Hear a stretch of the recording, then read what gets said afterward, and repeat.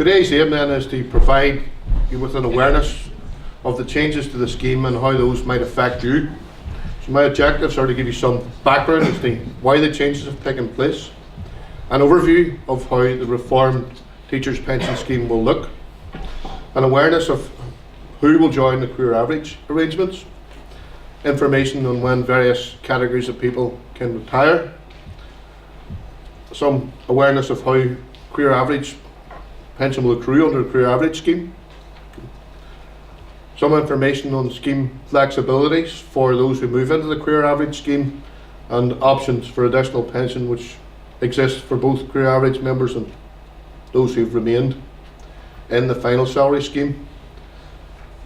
Information on how benefits are different from now, summary of the changes, and I'll give you some information on what the benefits are of staying in the teacher scheme, and finally how you can get further information after this presentation. So the background of these changes: the pension landscape for public service pensions has changed dramatically in the last 10 years, and that started back in 2007 with the last reform of teachers' pension scheme and indeed all the other public sector schemes, and that resulted in all members who joined after the 1st of April 2007 having a pension age of 65. So throughout the presentation I'll probably refer to normal pension age 60, normal pension age 65 schemes, and the only distinguishing factor is whether or not you first joined the scheme before or after the 1st of April. So unfortunately the Westminster government didn't think that this review had gone far enough, and in 2010 they launched an independent public services commission chaired by Lord Hutton. So in October 2010 an interim report was published, and that recommended a short-term measure of increasing member contributions, and for teachers those have increased from 6.4% to 9.6% on average. And in March 2011 a final report was published which recommended further structural reform of the public sector pension schemes, mainly the introduction of the career average scheme and an increase in normal pension age to state pension age. So between April 2012 and April 2014 there have been annual increases in member contribution rates, and as I said, members now pay an average of 9.6% of salary. That is tiered depending on how much you earn. They provide some backstop protection for the lowest paid, so not everybody will pay 9.6%, but that's the average contribution. And then under some pressure from the Westminster government about reductions in the block grant, the Assembly in March 2014 passed the Public Service Pensions Act, Northern Ireland 2014. Now that act closed the existing public sector schemes, including the teacher scheme, and it sets the parameters within which the new schemes must operate going forward from April 15. So on that basis the department had no choice but to introduce a new scheme from April 15, and regulations were made on the 12th of December 2014 to establish a reformed teacher scheme. There will be another couple of little bits of legislation to finish the process and tidy it all up, but those regulations make the new scheme, so there will be a scheme going forward. So an overview of how the new scheme will look. Main features: a pension designed on career average earnings instead of final salary, an accrual rate of 1/57 of pensionable earnings each year.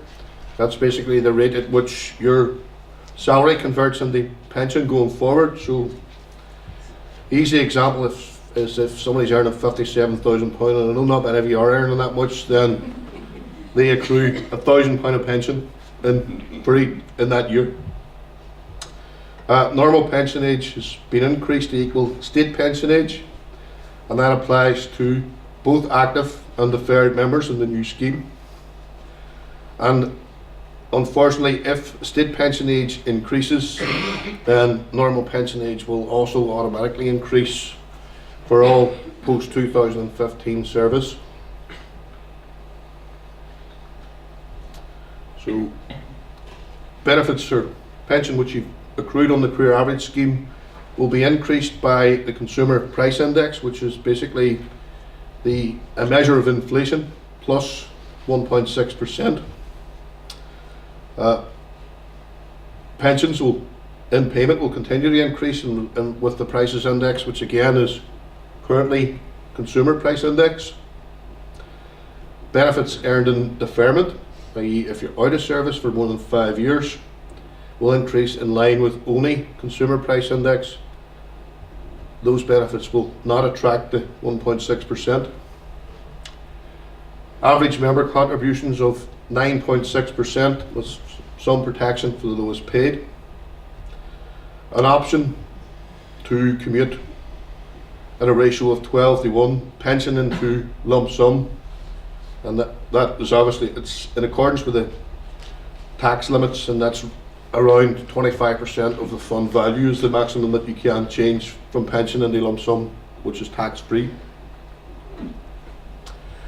Spouses and partner pensions, although calculated slightly different in the new scheme, are basically work out at exactly the same. A lump sum on death in service of 3 times the full-time equivalent salary.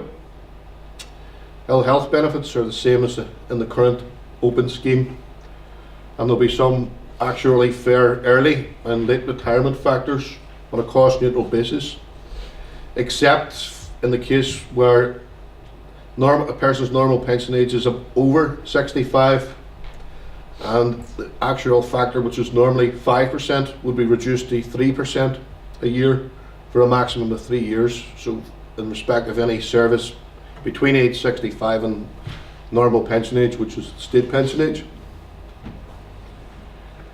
An employer cost cap to provide backstop protection to the taxpayer against unforeseen costs and risks.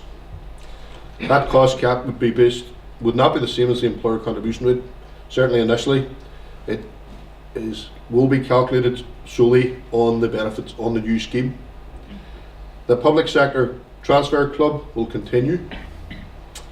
Phased retirement age arrangements are the same as those in the current scheme, except there's an additional option of a third drawdown of benefits after age 60. There were previously only 2. Abatement will not apply to service in the reformed teacher scheme. The abatement rules for current scheme will remain unchanged, and even though abatement won't apply to any pension that you've accrued in the new scheme, that pension would still be taken into calculation for abatement rules for the current scheme.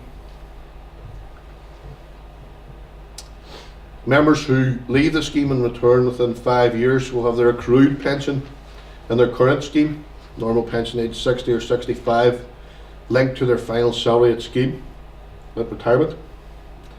And there'll be flexibilities to allow members to pay higher contribution rate in return for a higher accrual rate, and that can be done 1 year at a time at full member cost and within the existing limits for purchase of additional pension, which are £6,000 a year, £6,000 in total in today's prices, and that rate will increase with inflation as well. So members in the new scheme who have a normal pension age higher than 65 will also have an option in the new scheme to pay contributions to reduce or buy out any early retirement reduction that would apply if they retire before their normal pension age. So only reductions that apply in respect of years after age 65 can be bought out. The maximum number that can be bought out is 3 years. So, and there is a time limit on that buyout of within 6. You have to make that election within 6 months of joining the new career average scheme, and that election would last for the whole of the remaining career. So be some awareness of who will join the career average arrangements and who will stay in the scheme that they're in. So not all members will move in the career average arrangements. Some members will remain in the existing final salary arrangements, and they're called fully protected members. And those are active members who, from either the normal pension age 60 or 65 schemes at the 31st of March 2012 were within 10 years of their normal pension age. So those members are fully protected. They'll stay in the final salary scheme and there'll be no change whatsoever in their benefits. So stop worrying now. Tapered protection members are members who are in the current schemes who on the 31st of March 2012 were between 10 and 13 and a half years of their normal pension age. They will move into the career average scheme on a transitional date, which there should be a handout floating around there which will let you work out at what date, if you're in that bracket, would move into the new scheme. And those members will end up with a pension based on final salary up until the point they move to the new scheme, and career average for whatever remaining time that they have in the career average scheme. And full and tapered protection is only available as long as a member does not have a continuous break of more than 5 years or draw down their pension benefits other than phase benefits. So if you take your pension and then decide to come back to teaching, you'll move straight into the career average scheme for any future service. Transitional members. These are members who will move into the career average scheme on the 1st of April 2015. They will have accrued service protected in the existing scheme, so they'll end up as well with pension based on final salary and career average. And then new entrants who will go straight into the new scheme once they start their careers, and they'll have pension based solely on career average. So I'll give you some information now on when various these categories that people can retire.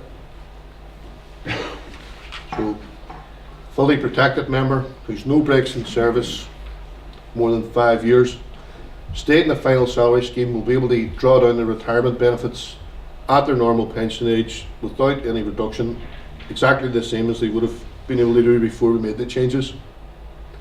If you happen to take your benefits before your normal pension age, then they would be actually reduced by around 5% a year for every year you took them early. Normal pension in the career average scheme is equal to state pension age. A member with partial protection, that's tapered protection, or an active member with transitional protection must claim both their final salary and their career average benefits at the same time. So if you intend, in other words, you can't stay in service and take your final salary benefits.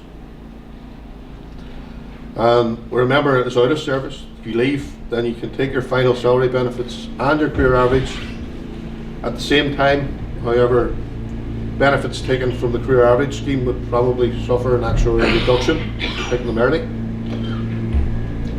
Or you can take benefits from the final salary scheme and leave what you've accrued in the career average scheme until the date that they be due, which is state pension age, and then have them without any reduction. So there's a couple of options there that if you decide to retire at 60, 61, 62. If as a member is out of service and wishes to claim all their benefits at final salary normal pension age, career average benefits will be actually reduced before age 65 by 5% and 3% for the period beyond 65 up to 68. I'm going to try and explain how career average will work with the help of some charts. So again, I'll use £57,000 because it's a nice round figure for dividing by 57. So you bank 1/57th of your pensionable earnings in each year. Year one, so here. and it's then increased by rate of inflation plus 1.6% at the end of year 1, and then you go again in year 2 and you're still earning 57,000, you bank another £1,000. It's all carried across and increased again by the rate of inflation plus 1.6%, and it continues to build right through your career. So what you have is banked and then increased by inflation plus 1.6%, and your new amount then you earn in the next year is added on to it. It seems straightforward to me, but it might be more complicated than I think. So if you take a break in service, but it's less than 5 years,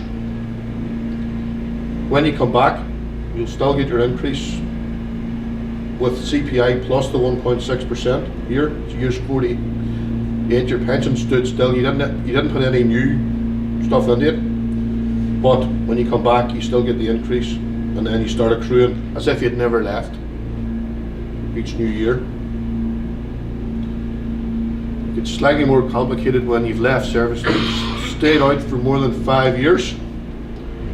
So years 1 to 3 are just the same. Your pension goes up, it's increased each year. And years, you're out for 6 years in this example. So when you come back, that pension for that whole period is only increased by the cost of living. There's no 1.6% on it.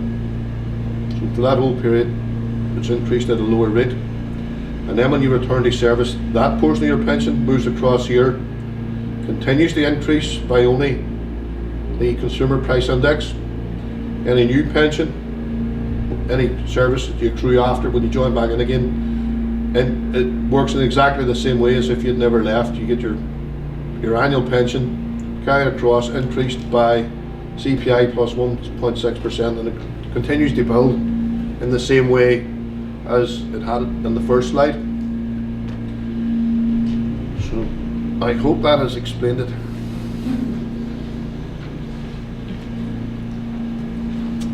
Some scheme flexibilities that might or might not work, but we will certainly keep them under review as things move forward. And these scheme flexibilities are available only to career average members. So they won't be available to members in the taper protection until the date in which they join the career average scheme. So it might be a year down the line before you can access these flexibilities if you're in that group.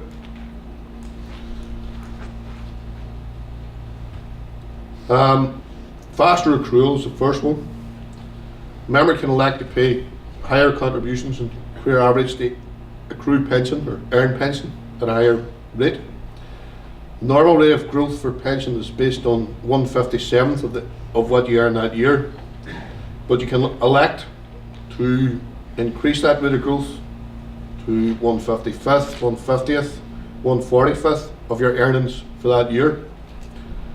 So if you're earning 57,000, instead of accruing £1,000 pension, you probably accrue, if you went for a 45th, maybe 1,250 rough in that year, which is then carried forward.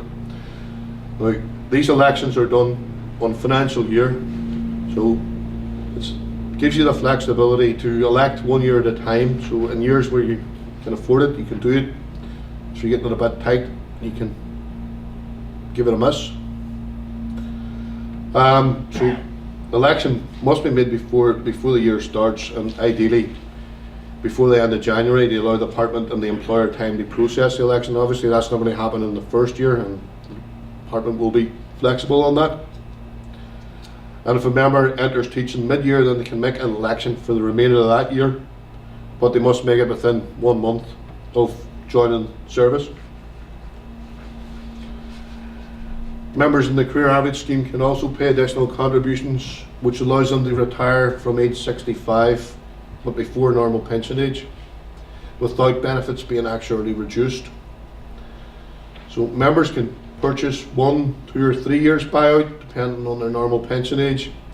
Contributions for this option are paid throughout your whole career from the point you make an election, unless you leave service for 30 days, in which case the election is deemed to have been cancelled.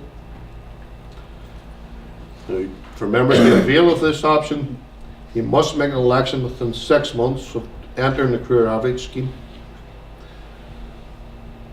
So for members who are moving across on the 1st of April, that election must be made by the 1st of October. And then other members will have 6 months from the point that they join.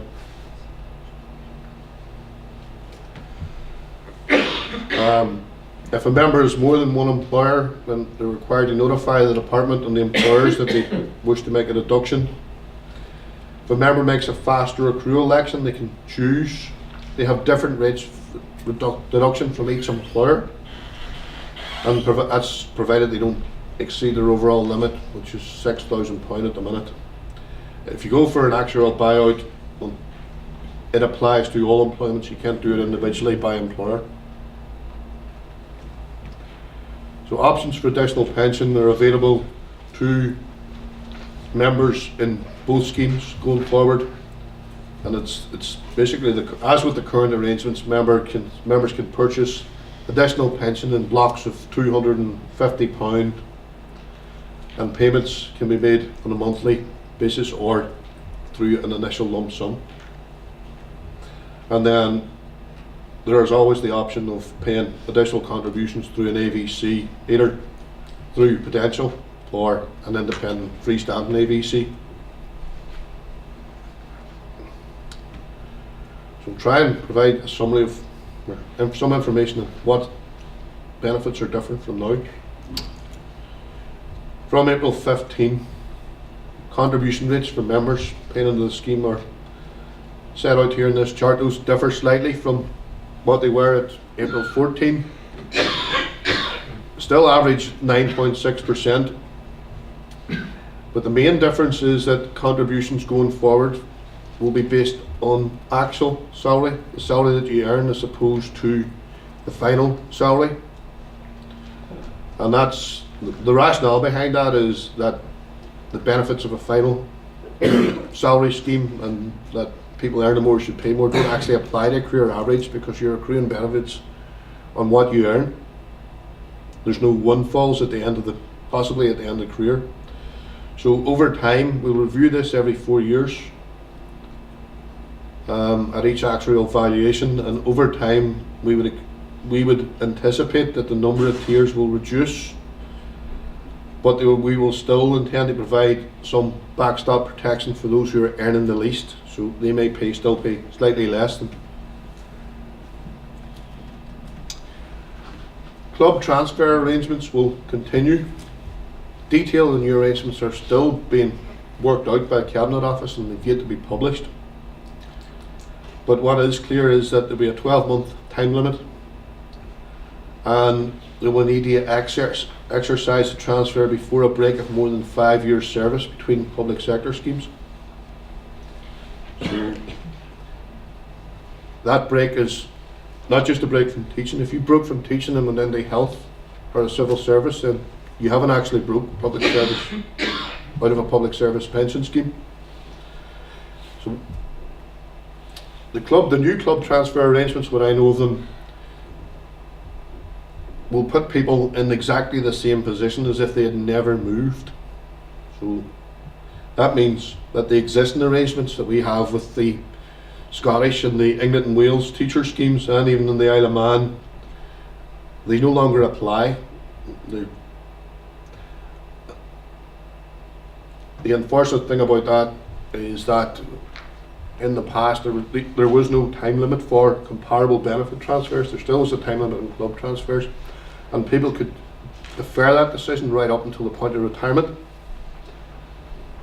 The 1 year time limit is going to apply going forward.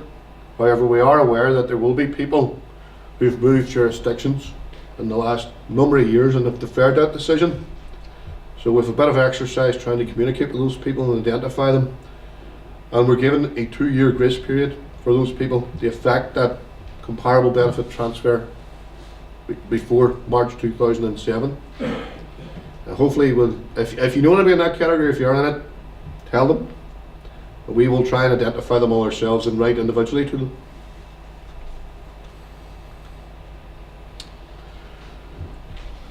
Breaks in service.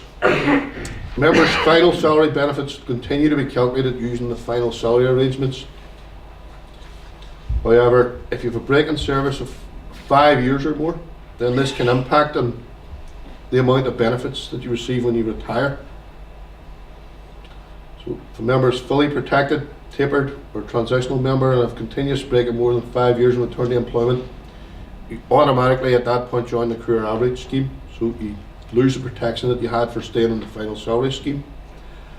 And in addition, if you had a break of more than 5 years, your final salary benefits, which were protected, will be calculated not using your final salary, but using the salary at the point that you left, but increased by inflation. So it could be winners and losers in that situation, depending on whether teachers' pay and lecturers' pay increases at a greater or lesser rate than inflation. Ill health in the career average scheme is, as with the current arrangements, if a member becomes unfit to teach, they can apply for an ill health retirement pension. There are 2 levels of benefits. The partial retirement for a member who is permanently unable to teach but can undertake a range of other employments. Those people would get pension early, unreduced, but with no enhancement. If a person is not only unable to teach, but 90% impaired from undertaking other types of gainful employment, then they would get their pension early, unreduced, plus an enhancement of what's equivalent to half of what they could have accrued between the point they left and their normal pension age. So for a younger teacher, you can get quite a significant enhancement. If you're almost on pension age, it will be less.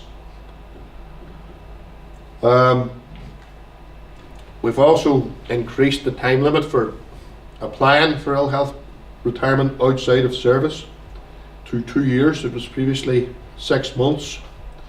So as long as a member is able to provide evidence that they left on medical grounds and those grounds are the same as in the application, they'll be treated as though they were still in service when they're making that application. And that's in recognition that some illnesses are slow developing.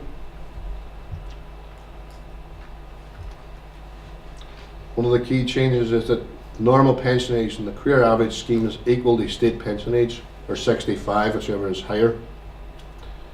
Well, that's state pension age. So there's currently a bill processing through the Assembly which is going to increase state pension age from 66 to 67 between 2006 and 2028. Sharon, there is a handout in that as well? Yeah, it's in the right. slides. Okay. The website. Rules as they stand at the minute mean that state pension age will increase from 67 to 68 between 2044 and 2046.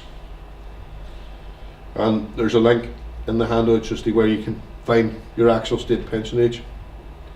And there's no change to a member's normal pension age who stays in the normal pension age 60 or 65 schemes. Phased retirement.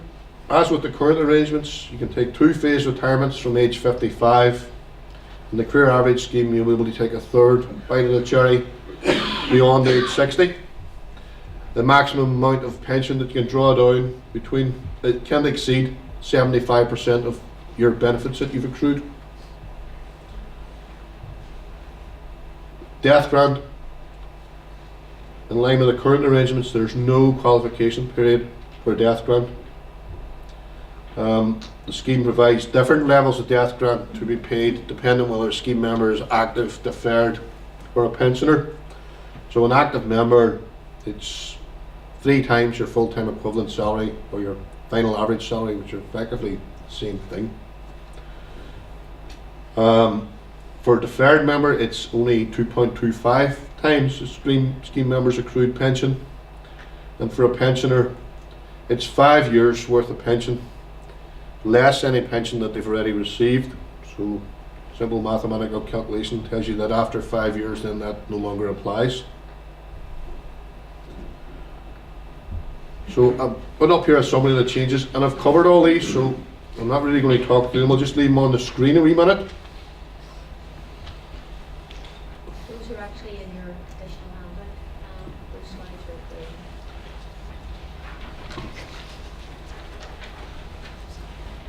included.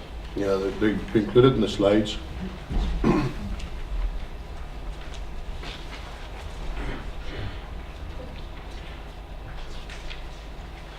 Just one point that I can pick up from that page actually is, and I know it doesn't apply to teachers, but it may apply to lecturers. In the career average scheme, overtime is pensionable. I know teachers don't get overtime, and I'm not sure about lecturers, but if they do, then it is pensionable.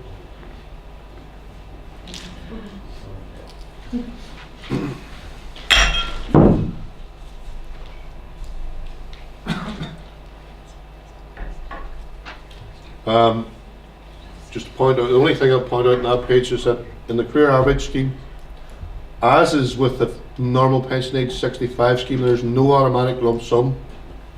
And there is an automatic lump sum with your anybody who entered before 2007 of 3 times your pension. And in the current scheme, that lump sum can be still be increased to the same level as the maximum that you can buy from the normal pension age 65 or the career average scheme, which is 25% of the fund value. So the amount that you could purchase is up to 25% less what you're already getting.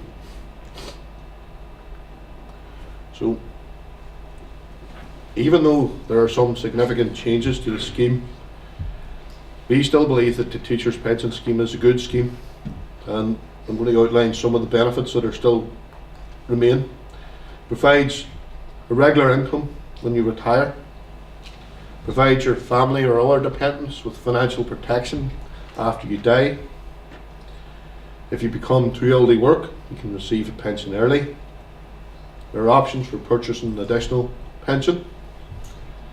If you're a member of the career average arrangements, you can also purchase some of the flexibilities that I've talked about, faster accrual or actuarial buyout. You can choose to have part of your pension paid as a lump sum if you join the scheme on or after April 2007, £12 for every £1 of pension you give up. If you were a member before April 2007, you'll automatically receive a lump sum. Your pension, once in payment, is index linked by the consumer price index to protect its value against the effects of inflation. Your employer makes a substantial contribution towards the cost of your pension, currently 13.6% of your salary, and indications are that that will be increasing shortly. Can't tell you by how much yet. Provides a lump sum death grant if you die before you retire, and we will pay children and dependents benefits. So there are still significant benefits in staying in the teachers' scheme, and I don't think that they could be purchased in the private sector for the same contributions that are being paid by teachers or lecturers. So for further information, we're preparing the frequently asked questions, which will include much more detail in this seminar, and it'll include examples of various scenarios. So that'll be available on the website shortly. We'll also be placing copies of this slideshow on the website, and if college will probably also make this video available, I understand. And we'll also email out both the slideshow and the frequently asked questions to all schools and colleges. And we'll be creating a series of fact sheets which provide more detailed information. These are currently being developed, and we hope to have them on the website by the end of February, but certainly before the scheme goes live. So we're at the stage for questions and answers. Just one other thing is that the operational team are still developing the software capabilities, so it'll probably be closer to April before they can provide any individual information on the new scheme.